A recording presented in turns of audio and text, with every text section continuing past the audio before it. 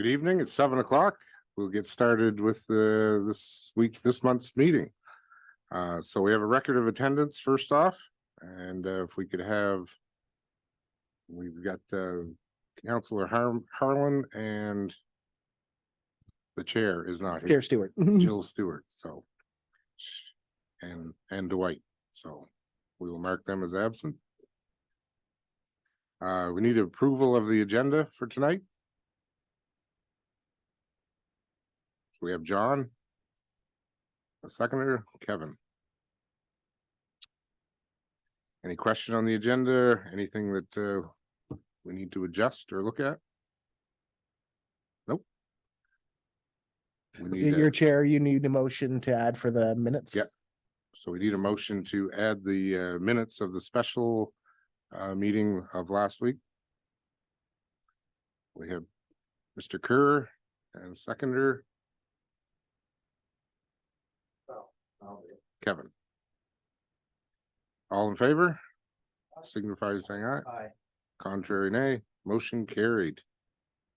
Welcome. That's okay.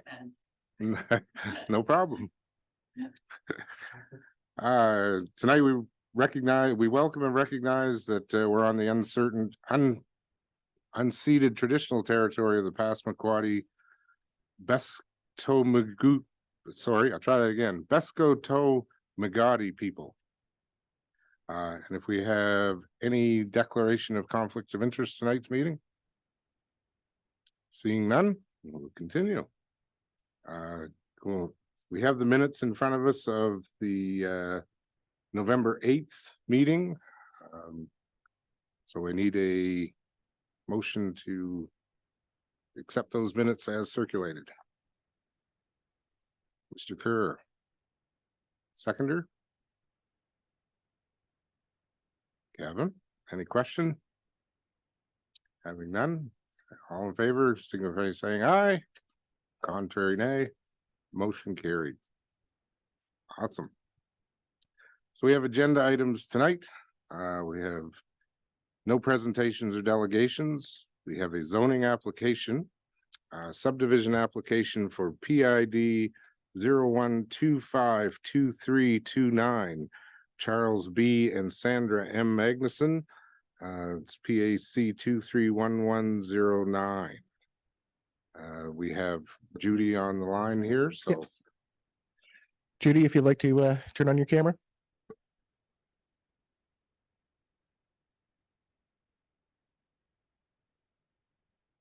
There we go. Hi, Judy. Good evening, everyone. Floor is yours. Good Judy. evening. Thanks.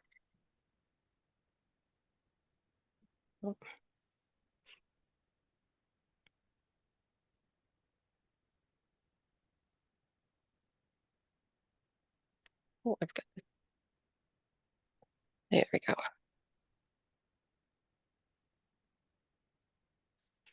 There. Okay, so this is, as you said, it's the Charles and Sandra Magnusson subdivision, and it's approval of a right-of-way for the development of land. This is the subdivision plan here. This is Route 127 in Shamcook. There is the residential property beside it, and then the land owned on this side of it would be the Land Salmon Federation, and again, a residential lot on this side. You'll see lot 2023-1 is what is being created, and because they are creating a lot that removes all of the road frontage from the back portion, which would be the remnant portion. This is why the application is in front of PAC. They would like to create a right-of-way to go across the property to access that back portion. At this time, there is no intention to do any development with that back portion. This is clearly for mortgage purposes.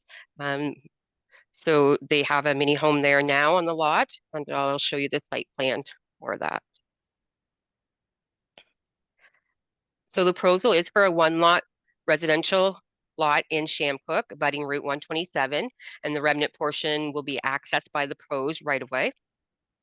The zoning in that area for the Shamcook Rural Plan, it is a rural and Shamcook Lake watershed zone, and it is allowed, the residential uses are allowed use in that zone. But the Shamcook Lake portion is only, the watershed portion will be only on the lake, and 75 meters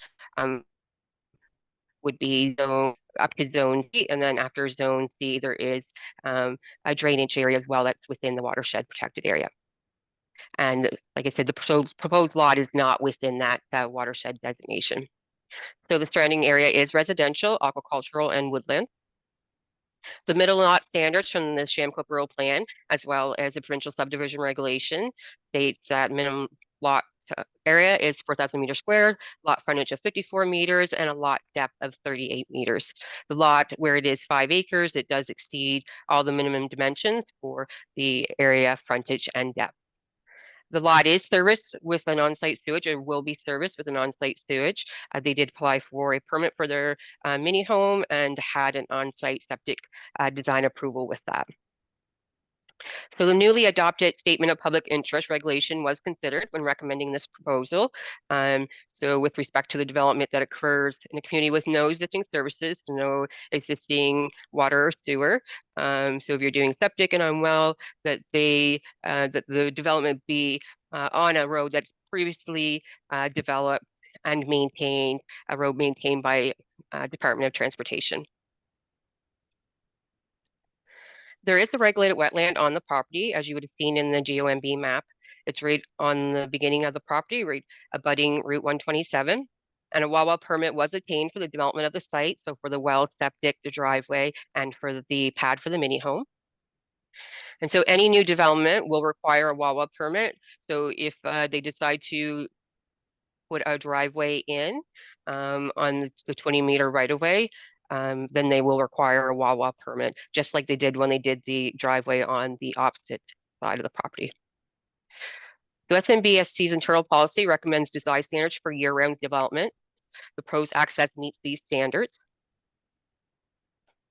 And a note must be added to the final plan regarding the private access, as it does not meet the standards for a public road and will not be taken over by DTI unless it did meet the standards. As it's 20 meters, it would not meet the standards for a public road, as the DTI standards is 24 meters.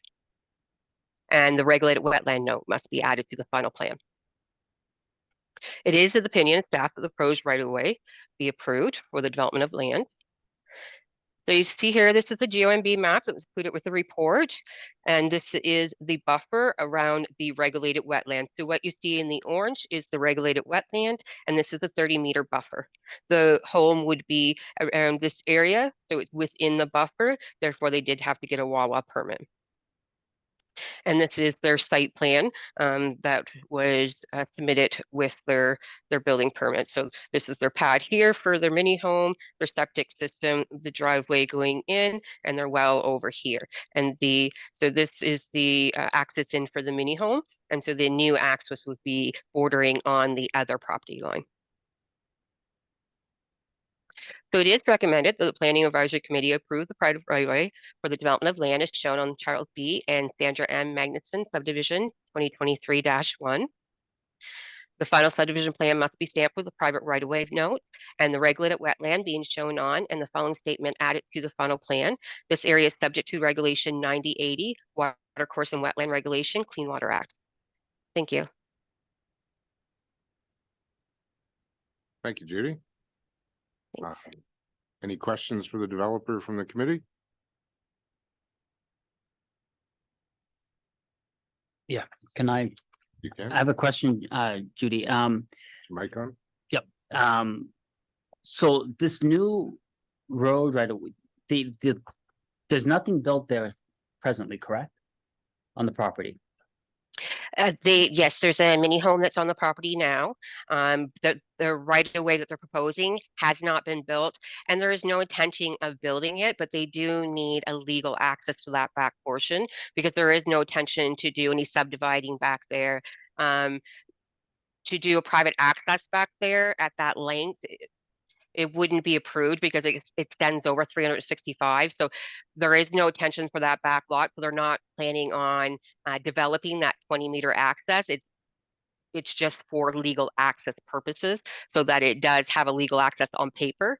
But again, no intentions to build it. With the mini home being there, I would assume that obviously their driveway is built in. I don't know if the septic and well have been, I know the approvals are there, but I don't know if the septic system has been installed. Okay, so the mini home is there, the road to that mini home is there. Mhm. So what we're looking at is just the 20-meter right of way on the other side of the property, correct? Exactly, yes. I just wanted to show you the site plan where Okay. I was referring to that wetland and how they required permits. So with that regulated wetland being there, I just wanted to acknowledge the fact that they did get a permit for their mini home, plus that they had Wawa approval. Okay, Mhm. I'm not sure when you received that site plan, the sketch that you showed in your presentation. We didn't have that in our package, so that kind of made things a little bit more clear, because looking at this, like right now, the information that we have in our package, we don't have any site plan at all. We just have the maps. So it would, it's kind of that missing link right now. I wasn't quite sure what was happening, but thank you. Okay, you're welcome. Any further questions from the committee? Do we have anybody in the public? So the proponent's not here this evening and there's nobody online or here in person for PAC. Too easy. If there's no other questions around the table for the developer, I guess it's open for a motion. I'll make a motion. I'll make a motion that the Planning Advisory Committee for the Town of St. Andrews approves the private right of way for the development land known as shown on plan Charles B. and Sandra M. Magnusson subdivision 2023-1 PID 10252329. 01252329. We have a seconder.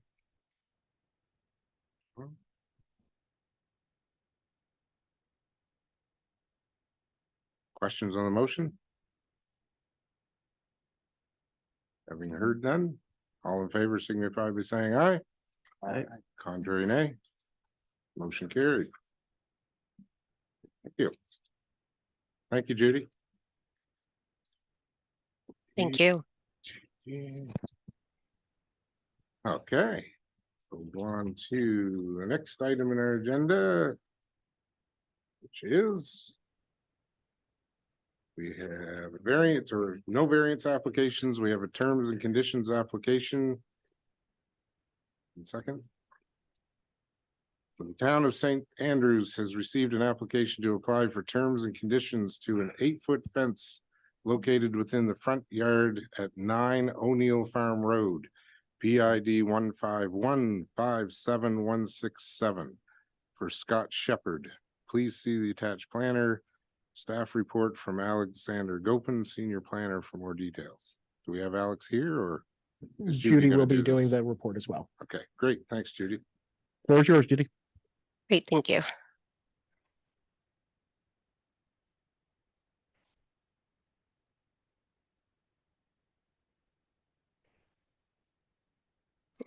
Just get this to close 1 second, please. There we go.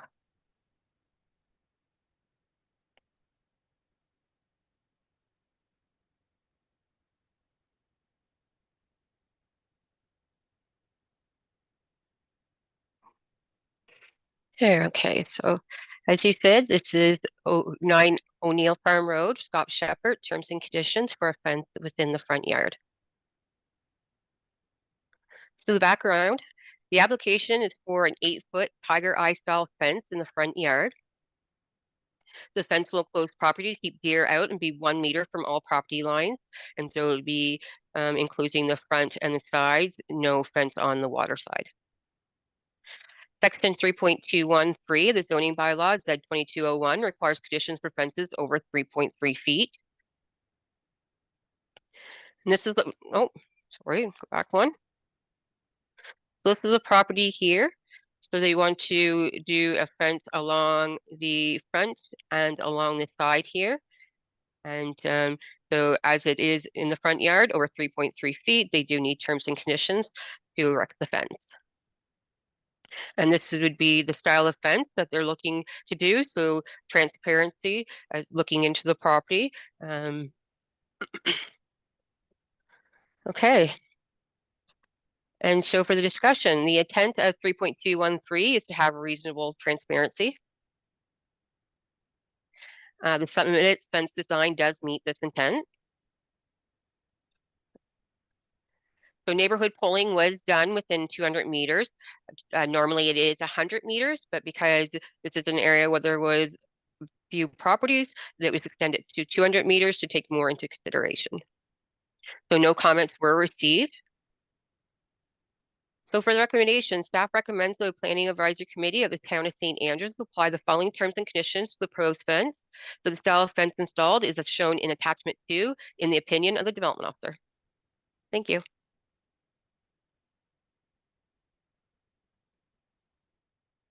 Great, thank you, Judy. Any questions from the committee, developer? Mr. Simmons? Judy, I have a question.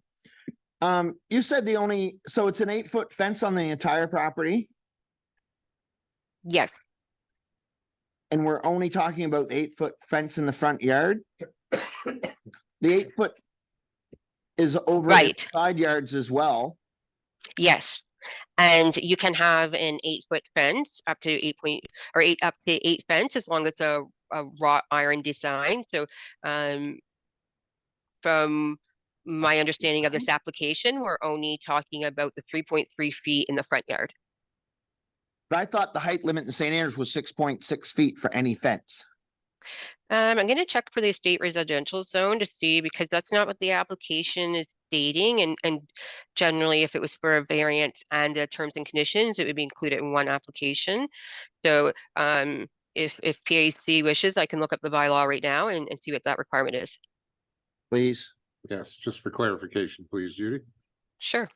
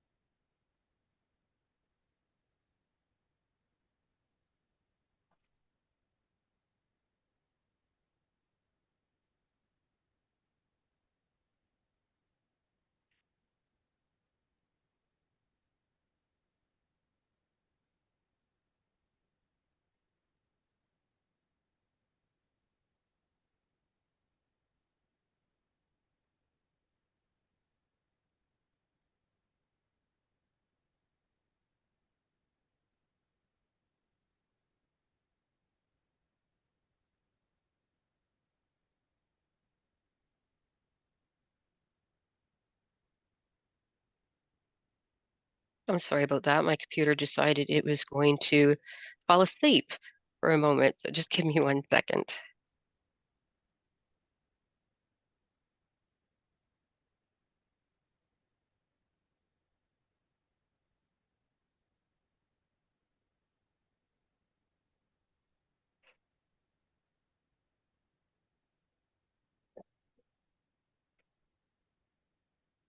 Okay.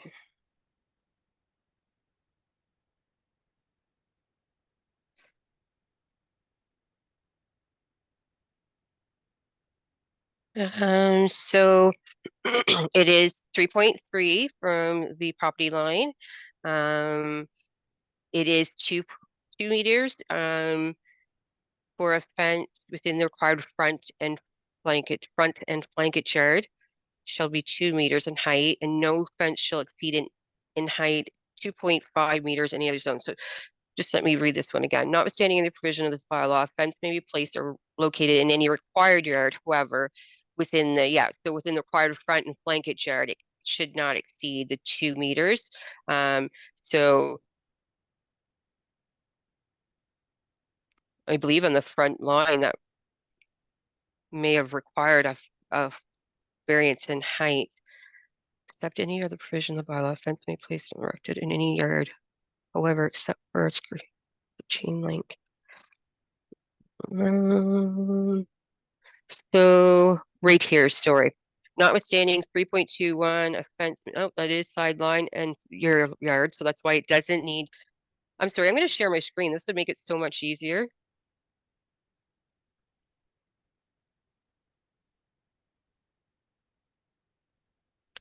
So notwithstanding the sections I was just speaking about the 6.6 feet, it does say that a fence up to 8.2 feet may be placed in a side yard or rear yard if it meets the following specifications.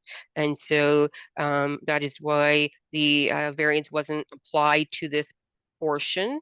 And then any fence located within the front yard shall be subject to the municipal plan.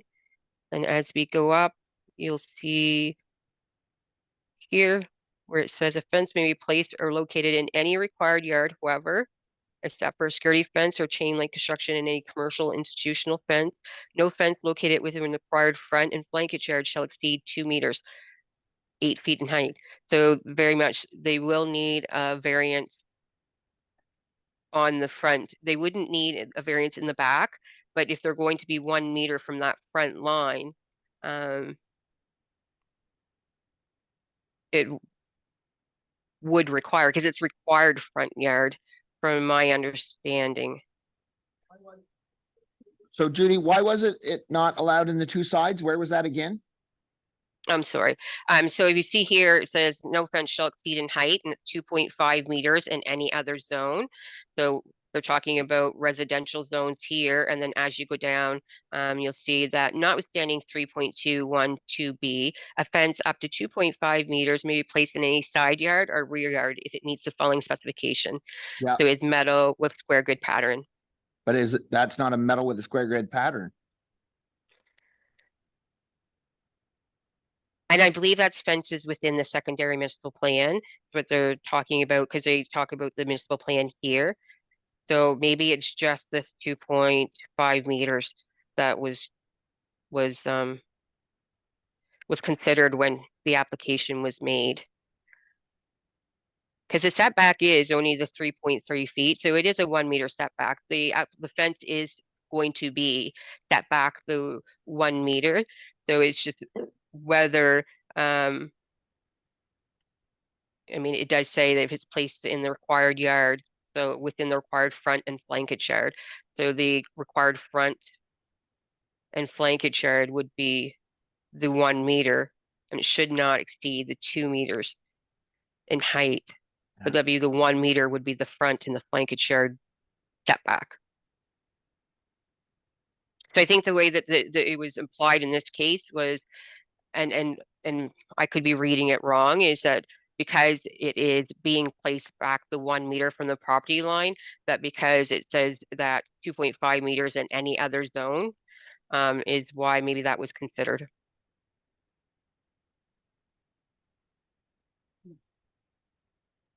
And I'm just going off a very limited report that I have here. So I'm trying with the presentation and to follow the reasoning of the application. But I believe it is because that because it is within the front and flankage yard, it does need the terms and conditions, but because it's over the 1 meter, we're just looking at the terms and conditions. I believe you could say that this requires a variance too on the front line.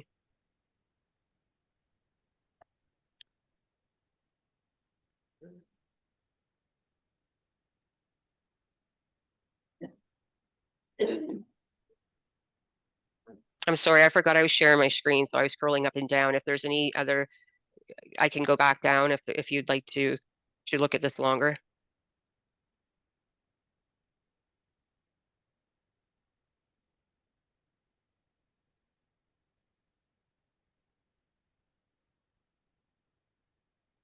It would be.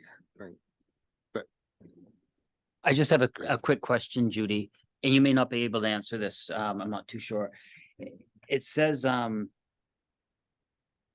wrought iron fence to keep deer out is what will be installed. It says it twice in here.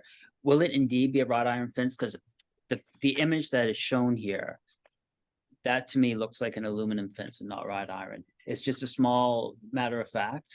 So Mhm. I would actually, I would think for a wrought iron fence, the amount of length that this gentleman's gonna need, it's gonna be quite costly. So I would assume it's gonna be an Iron Eagle aluminum fence, not a wrought iron, but I could be wrong. I believe in the report that was submitted, it did say that that was uh, similar to the fence being erected. So you very well could be right. That could be the very well it was in the picture. I believe in the report, it said that it was going to be similar to that style of fencing. Right, just be careful, because it says in the report, wrought iron, and then it says it will be, the fence style will be as shown in the attachment. So, Yeah. yeah, okay, Yep. thank you. Yeah, I think he was going for the style of fence, maybe wasn't talking about the material, but that very well should be clarified.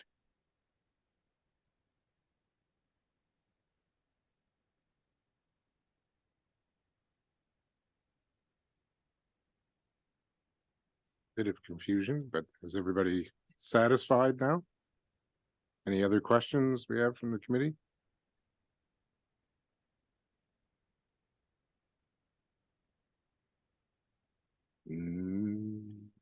Hearing none, There were no, sorry. there was a mail out completed and nobody So there replied was, back. there was a mail out. We did do the 200-meter mail out. I did receive one phone call yesterday from an adjacent neighbor that's not in the country right now and wanted a further explanation of the fence height, the style of fence. And when I explained to him the report and talked to him about it, there was no issues with the adjacent neighbor. In fact, he supported having the fence as it would fit within the look and feel of what they're doing out there. So that was the only comments that we received.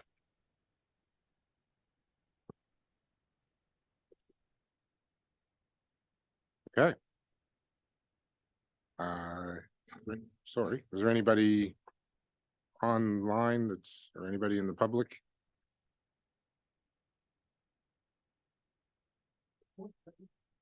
Okay, Mr. Sparling, if you have any comments for PAC on the file that's before you on the fence for O'Neill Farm Road, will you raise your hand?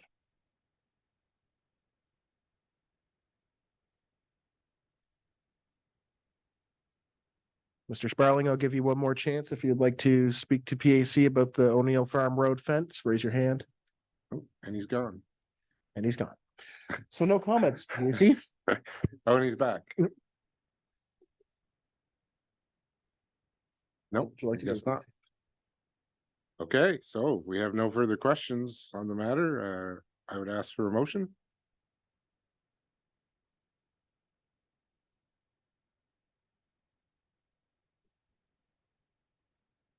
All right.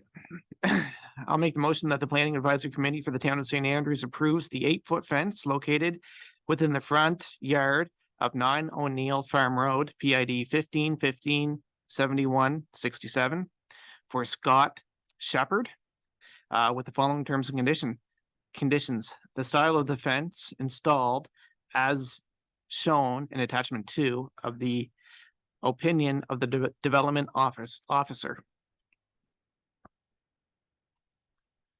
I have a seconder for the motion.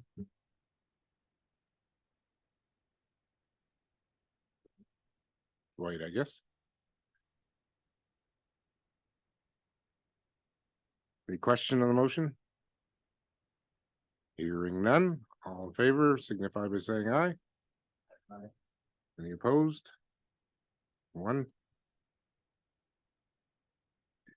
Mr. Chair, a non-vote does indicate a yay. So, Mr. Ingles, did you vote? Oh, yes. Okay, you voted yay. Okay, thank you. sorry. And one nay, showing Mr. Tanner. So. Being that, it's a motion carried. So, move along. On our agenda. We have, Thank you, Judy, for your time tonight. oh, sorry, Judy, thank you. Thank you. Have a good evening. We have no sign applications. Do we have any new business to come forward? Nothing? Just one note, I'm gonna take a look at what the files are for PAC for December, because today was the final date for applications. If there are none, I'm going to suggest to PAC, we have a special meeting. Hold on, that is before the third Wednesday of the month, so that you can receive some training on the new statements of public interest.